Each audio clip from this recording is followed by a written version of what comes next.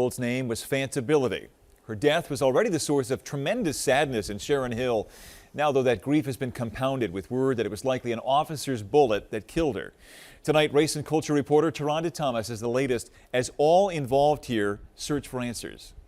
They're very, very upset and want answers. And one of those answers has finally come to the family of 8-year-old Fanta Bility. The Delaware District Attorney's Office now says there's a high probability that the bullet that struck Fanta was fired from a police officer's gun. Are just very, very distraught. The grieving family now speaking through attorney Bruce Castor. I've talked to him pretty much every day. He says the DA's investigation has gotten the cooperation of Sharon Hill police, who have recovered the car, but not the suspect who started the shooting. There were upwards of 25 shots fired.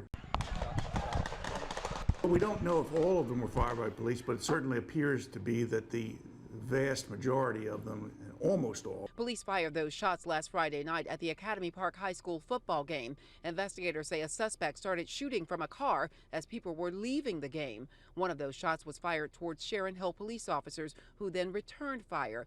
Fanta was killed. Her 13-year-old sister and another boy were injured. You gotta believe that it wasn't intentional, and